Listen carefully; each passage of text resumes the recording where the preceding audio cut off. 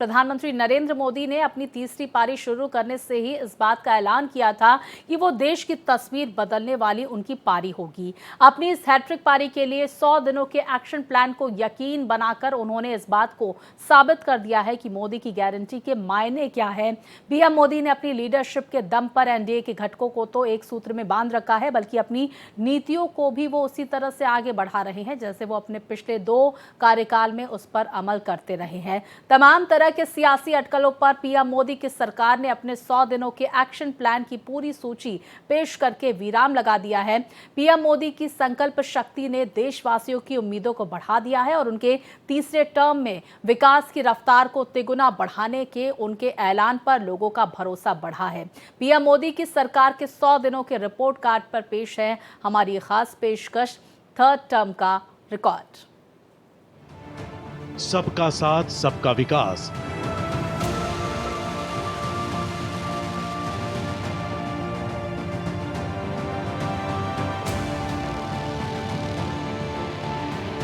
सौ दिनों में बढ़ाई आस।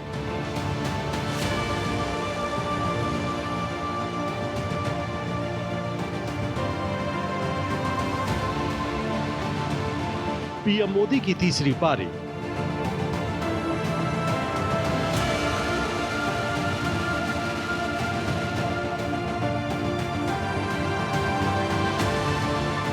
तस्वीर बदलने की पूरी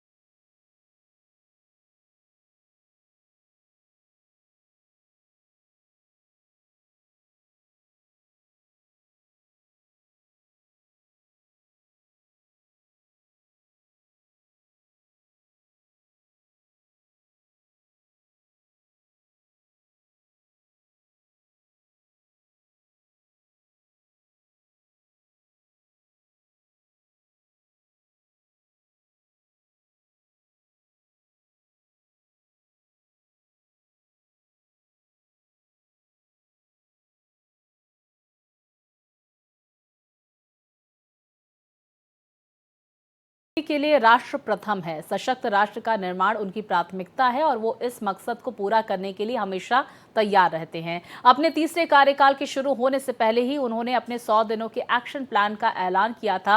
अपनी तीसरी पारी में उन्होंने तिगुने रफ्तार से विकास की बात की थी और उनकी सरकार ने अपने रिपोर्ट कार्ड को पेश करते हुए इस पर मुहर लगा दी है कि पीएम मोदी की गारंटी के क्या मायने हैं। पीएम मोदी की सरकार उसी संकल्प शक्ति के साथ आगे बढ़ रही है जैसे वो पिछली कार्यकाल में बढ़ रही थी।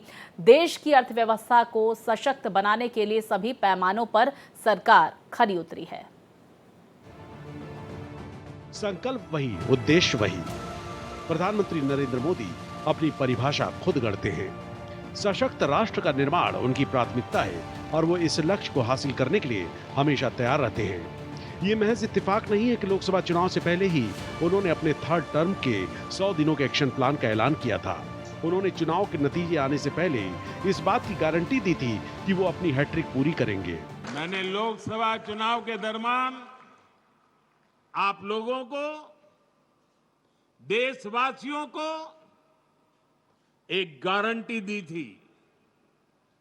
मैंने कहा था कि तीसरे टर्म के पहले 100 दिन देश के लिए अभूतपूर्व फैसले लिए जाएंगे। उनके इस आत्मविश्वास पर देशवासियों ने अपना मुहर लगाकर उनके विश्वास को पुख्ता भी किया। बीजेपी बहुमत के जादुई आंकड़े से दूर रही, लेकिन एनडीए गठबंधन के पास बहुमत से ज्यादा आंकड़ा था और नरेंद्र मोदी के नेतृत्व को गठबंधन के दलों का समर्थन मिला और उन्होंने तीसरी पारी का आगाज धमाकेदार तरीके से किया। नरेंद्र मोदी ने लगातार तीसरी बार प्रधानमंत्री पद संभालने के बाद जब कहा कि अब 3 गुना तेजी से विकास होगा, तो इसके क्या मायने थे। प्रधानमंत्री मोदी अपना काम शुरू कर पाते इससे पहले ही सवाल उठने लगे कि सहयोगियों के दबाव में सरकार की रफ्तार का क्या होगा। अब मोदी 3.0 के 100 दिन पूरे होने पर इसका जवाब आ गया है। पीएम मोदी के नेतृत्व वाली एनडीए सरकार की नीतियां भी हैं, नतीजे भी मोदी सरकार के कामकाज के मुताबिक हैं और विकास की रफ्तार भी वादे के मुताबिक है। बीते 100 दिनों में मैंने दिन नहीं देखा, रात नहीं देखा। 100 दिन के एजेंडे को पूरा करने के लिए पूरी ताकत झोंक दी। देश हो या विदेश, जहां भी जो भी प्रयास करने थे वो किए। कोई कोर कसर बाकी नहीं छोड़ी। गठबंधन के घटक दलों के सहयोग और समर्थन के दम पर पीएम मोदी को अपने उद्देश्यों को पूरा करने में मदद मिली और अपने 100 दिन पूरे करने के साथ मोदी सरकार के पास पूरा रिकॉर्ड तैयार है। गृह मंत्री अमित शाह ने मोदी सरकार के 100 दिनों का रिपोर्ट कार्ड पेश करके ये साफ कर दिया है कि उनकी सरकार का जो उद्देश्य है, उसे पूरा करने का जो संकल्प है, उसमें रत्ती भर भी फर्क नहीं पड़ा है। गठबंधन की सरकार के बावजूद सरकार सबका साथ, सबका विकास और सबका विश्वास हासिल करने की उसकी प्रतिबद्धता अपनी जगह कायम है। शाह ने कहा कि तीसरे कार्यकाल के 100 दिन में मोदी सरकार ने 15 लाख करोड़ की योजनाएं शुरू की, टैक्स राहत दी और किसानों के खाते में 3 लाख करोड़ रुपए पहुंचाए। आज देश की आंतरिक और बाहरी सुरक्षा मजबूत है। इकोनॉमी सभी 14 पैमानों पर खरी उतरी है। आज इकोनॉमी में रीढ़ दिखाई देती है। देश के विकास को रफ्तार देने के लिए इंफ्रास्ट्रक्चर का मजबूत होना बेहद जरूरी है और उस पर खास तौर से गौर किया जा रहा है। अपनी तीसरी पारी की शुरुआत करने के साथ ही प्रधानमंत्री मोदी की सरकार ने अपने 100 दिनों के एक्शन प्लान को पूरा करने का आगाज किया। आर्थिक विकास को बढ़ावा देने और इंडस्ट्रियल नोड्स और शहरों का एक मजबूत नेटवर्क तैयार करने के लिए कनेक्टिविटी को बढ़ावा देने पर फोकस किया गया है। देश के इंफ्रास्ट्रक्चर को मजबूत करने की दिशा में कदम उठाए गए और सड़क से लेकर हवाई मार्ग को आसान बनाने के लिए अहम परियोजनाओं को अमली जामा पहनाया गया। मजबूत इंफ्रास्ट्रक्चर। पहले 100 दिनों में करीब 15 लाख करोड़ रुपए की परियोजनाओं में इंफ्रास्ट्रक्चर विकास के लिए 3 लाख करोड़ रुपए की परियोजनाओं को मंजूरी दी गई। इसमें सड़क, रेल, बंदरगाह और हवाई मार्ग पर मुख्य रूप से फोकस किया गया। देश में कनेक्टिविटी बढ़ाने और यात्रा को आसान बनाने के लिए 30,700 करोड़ रुपए की मेट्रो परियोजनाओं को मंजूरी दी गई। इसमें पुणे, ठाणे और बेंगलुरु मेट्रो परियोजनाएं कनेक्टिविटी को बढ़ाएगी। दिल्ली के इंदिरा गांधी इंटरनेशनल एयरपोर्ट पर fast track, immigration, trusted traveller programme FTI TTP शुरू किया गया। 28,600 करोड़ रुपए के निवेश से 12 औद्योगिक गलियारों को मंजूरी दी गई है। ये कदम देश के औद्योगिक परिदृश्य को बदलने के लिए तैयार है, जिससे औद्योगिक नोड्स और शहरों का एक मजबूत नेटवर्क तैयार होगा, जो आर्थिक विकास और वैश्विक प्रतिस्पर्धा को बढ़ावा देगा। 10 राज्यों में फैले और रणनीतिक रूप से नियोजित 6 प्रमुख गलियारों के साथ ये परियोजनाएं भारत की मैन्युफैक्चरिंग कैपेसिटी और आर्थिक विकास को बढ़ाने की दिशा में एक महत्वपूर्ण छलांग लगाएगी। ये औद्योगिक क्षेत्र उत्तराखंड में खुरपिया, पंजाब में राजपुरा, पटियाला, महाराष्ट्र में दिघी, केरल में पलक्कड़, यूपी में आगरा और प्रयागराज, बिहार में गया, तेलंगाना में जहीराबाद, आंध्र प्रदेश में उरवाकल और कोपरती और राजस्थान में जोधपुर, पाली में स्थित है। भारत के लिए ये समय भारत का गोल्डन पीरियड है, भारत का अमृत काल है। अगले 25 साल में हम अपने देश को विकसित बनाना है और इसमें गुजरात की बहुत बड़ी भूमिका है। गुजरात आज मैन्युफैक्चरिंग का बहुत बड़ा हब बन रहा है। आज गुजरात भारत के सबसे वेल कनेक्टेड राज्यों में से एक है। वो दिन दूर नहीं जब गुजरात भारत को पहला made in India transport aircraft C-295 देगा। सेमीकंडक्टर मिशन में आज गुजरात जिस तरह लीड ले रहा है वो अभूतपूर्व है। आज गुजरात में एक से बढ़कर एक यूनिवर्सिटीज है। पेट्रोलियम हो, फॉरेंसिक हो, वेलनेस हो, हर आधुनिक विषय की पढ़ाई के लिए गुजरात में बेहतरीन मौके हैं। इंफ्रास्ट्रक्चर में 3 लाख करोड़ की परियोजनाएं शुरू की। महाराष्ट्र के बधावन में हाल ही में एक मेगा बंदरगाह प्रोजेक्ट को मंजूरी दी गई है, जिसका निर्माण 76,200 करोड़ रुपए की लागत से किया जाएगा। यह बंदरगाह दुनिया के टॉप 10 बंदरगाहों में से एक होगा और देश की इंफ्रास्ट्रक्चर स्थिति को मजबूत करने में मदद करेगा। वाराणसी में लाल बहादुर शास्त्री इंटरनेशनल एयरपोर्ट, पश्चिम बंगाल में बागडोगरा, बिहार में बिहटा एयरपोर्ट, अगत्ती मिनिकाय में नई एयर स्ट्रिप बनाकर पर्यटन को बढ़ावा दिया गया है। इंफ्रास्ट्रक्चर का जहां तक सवाल है, 100 दिन में 3 लाख करोड़ की परियोजनाएं हमने घोषित भी की है, इम्प्लीमेंटेशन भी शुरू हुआ है। महाराष्ट्र के वधवान में 76,000 करोड़ की लागत से मेगा पोर्ट बनेगा, जो पहले दिन से ही विश्व के 10 प्रमुख बंदरगाहों में शामिल होगा। 49,000 करोड़ की 25,000 अनकनेक्टेड गांवों को जोड़ने की योजना, ये योजना 100 की आबादी वाले गांवों को भी जोड़ेगी। तो एक प्रकार से मजले, टोले और आदिवासी क्षेत्रों की छोटी वसाहतों को भी अब रोड से बारहमासी कनेक्टिविटी दी जाएगी।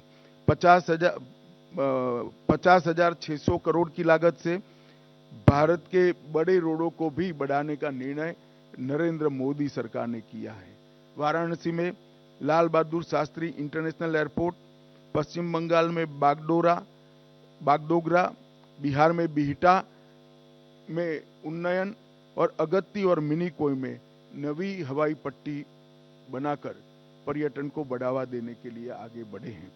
बेंगलोर मेट्रो के phase 3, Pune metro, Thane integral ring metro और कई सारे मेट्रो के प्रोजेक्ट भी हमने इस 100 दिन में आगे बढ़ा है। कम जनसंख्या वाली जगहों में 62,500 किलोमीटर सड़क निर्माण के लिए 49,000 करोड़, दूसरे सड़क नेटवर्क के लिए 50,600 करोड़ की योजना को मंजूरी मिली। 936 किलोमीटर के 8 हाई स्पीड रोड कॉरिडोर, 8 नई रेलवे लाइन सहित कई नए एयरपोर्ट, मेट्रो निर्माण या विस्तार से जुड़ी परियोजनाएं आगे बढ़ी। देश की आर्थिक तरक्की को सुनिश्चित करने के साथ ही पीएम मोदी की सरकार सबका साथ सबका विकास के फलसफे को यकीन बनाने के लिए प्रतिबद्ध है। पीएम मोदी की सरकार ने अपनी तीसरी पारी में गरीब, युवा, किसान, महिलाओं और सशक्त बनाने के लिए तमाम पहल भी की है।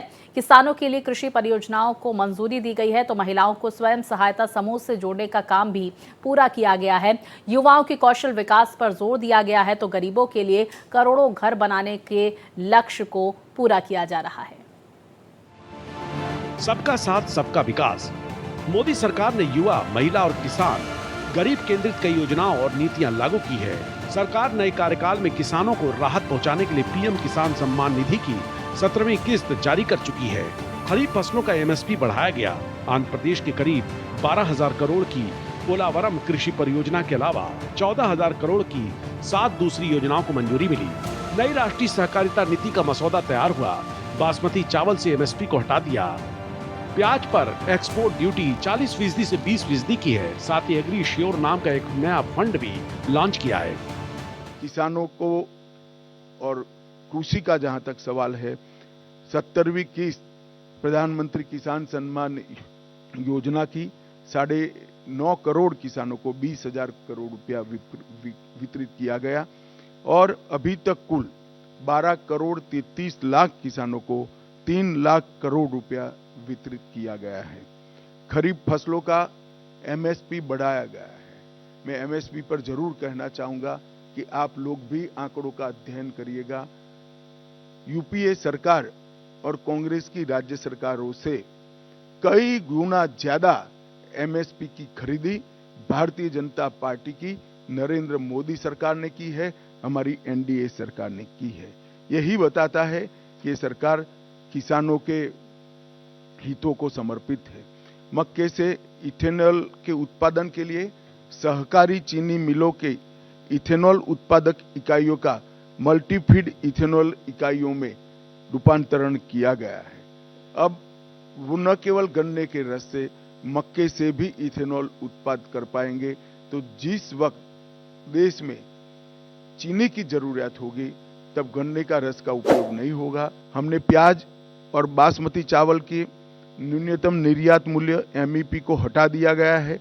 प्याज पर निर्यात शुल्क 40% से 20% करा है और एग्रीश्योर नाम का एक नया फंड लॉन्च करने का भी हमने काम किया है। इस दौरान आधी आबादी पर भी मोदी सरकार का पूरा फोकस रहा। 90 लाख से ज्यादा स्वयं सहायता समूह बनाए गए। स्वयं सहायता समूह के जरिए आधी आबादी को पर्यटन से जोड़ने की मुहिम शुरू हुई। इनके लिए 5,000 करोड़ के बैंक लोन जारी किए गए। पीएम ने 11 लाख नई लखपति दीदी को प्रमाण पत्र सौंपे। अब लखपति दीदियां हर साल 1 लाख रुपए से अधिक की कमाई कर रही हैं। दीनदयाल अंत्योदय योजना के तहत 10 करोड़ से अधिक महिलाओं को संगठित कर 90 लाख से अधिक स्वयं सहायता जूथ बनाए गए हैं और लखपति दीदी योजना के तहत 11 लाख नई लखपति दीदियों को ये 100 दिन में प्रमाण पत्र दिया गया है। 1 करोड़ से अधिक लखपति दीदियां प्रतिवर्ष 1 लाख रुपया सालाना कमाई कर रही है। ये महिलाओं के लिए 1 लाख का राशि एक स्वप्न माना जाता था। आज वो सम्मान के साथ अपना जीवन जी दे। इसके साथ पर्यटन दीदियों जो गाइड का काम करेगी, पर्यटन मित्रों और ड्रोन दीदी के माध्यम से सेल्फ हेल्प ग्रुप और युवाओं को पर्यटन से जोड़ने का काम भी हमने किया है। सरकार ने पूंजीगत खर्च बढ़ाकर 11.11 लाख करोड़ रुपए कर दिए हैं, जिससे रोजगार पैदा किए जा रहे हैं। युवाओं को रोजगार और स्वरोजगार के अवसर मुहैया कराने के लिए 2 लाख करोड़ के पीएम पैकेज की घोषणा की गई। 1 करोड़ युवाओं को शीर्ष कंपनियों में इंटर्नशिप का अवसर उपलब्ध कराने के साथ केंद्र सरकार ने 15,000 नई नियुक्तियों की घोषणा की। कौशल विकास के लिए अहम घोषणा की गई। कौशल विकास को बढ़ावा देने के लिए 2 लाख करोड़ रुपए के पीएम पैकेज की घोषणा की गई है। अगले 5 वर्षों में 41 मिलियन युवाओं को फायदा पहुंचाने का लक्ष्य रखा गया है। सशक्त युवा ये किसी भी देश के विकास की प्राथमिक शर्त है। 2 लाख करोड़ के पीएम पैकेज की घोषणा हमने की है, जो 5 साल में 4 करोड़ 10 लाख युवाओं को इसका लाभ पहुंचने वाला है। 1 करोड़ युवाओं को टॉप कंपनी में इंटर्नशिप के अवसर, अलाउंस और एक मुश्त सहायता राशि देने का भी निर्णय हमारी सरकार ने किया है। केंद्र सरकार ने भी लगभग कई हजार नियुक्तियों की घोषणा की है। कैपिटल एक्सपेंडिचर को बढ़ाकर 11,11,000 करोड़ तक पहुंचाना ये अपने आप में एक मील का पत्थर है। इससे कई युवाओं को रोजगारी के नए अवसर पैदा होंगे और हमारा इंफ्रास्ट्रक्चर भी मजबूत होगा। पीएलआई स्कीम और 12 इंडस्ट्रियल जोन के विकास से भी तजज्ञ युवाओं की नौकरियों का सृजन होगा। स्टार्टअप और एमएसएमई के लिए जो वित्तीय प्रोत्साहन हमने दिया है वो भी युवाओं के लिए कारगर साबित होने वाला है। गरीबों के लिए पक्के घर के सपने को साकार करने की दिशा में भी पीएम मोदी की सरकार ने अहम फैसले लिए हैं। प्रधानमंत्री आवास योजना के तहत 3 करोड़ घर बनाए जाने हैं, जिनमें 1 करोड़ घर शहरी इलाकों में और 2 करोड़ घर ग्रामीण इलाकों में बनेंगे। 2.5 लाख घरों में पीएम सूर्य घर बिजली योजना पहुंची। मिडिल क्लास को भी 100 दिनों में कई राहतें दी गई हैं। अब 7 लाख रुपए तक की आय पर कोई टैक्स नहीं लगेगा। 1 रैंक 1 पेंशन का 3रा वर्जन लागू कर दिया गया है। मध्यम वर्ग को भी इस 100 दिनों में कई सारी राहत दी गई है। टैक्स राहत 7 लाख तक की आय पर अब कोई टैक्स नहीं लगेगा। 1 रैंक 1 पेंशन का 3रा संस्करण लागू कर दिया गया है और 3 करोड़ घर प्रधानमंत्री आवास योजना के तहत स्वीकृत किए गए हैं। शहरी योजना के तहत 1 करोड़ घर और ग्रामीण इलाकों में 2 करोड़ घर। प्रधानमंत्री सूर्यघर मुफ्त बिजली योजना एक प्रकार से 2024 के बीच 2.5 लाख से ज्यादा घरों में सौर ऊर्जा का सिस्टम अब तक लग चुका है। एक अनूठी योजना है जिससे मध्यम वर्ग के परिवारों का बिजली का बिल तो मुफ्त हो ही जाता है, साथ में सौर ऊर्जा के हमारे लक्ष्य की पूर्ति के लिए भी वो कंट्रीब्यूट करते हैं।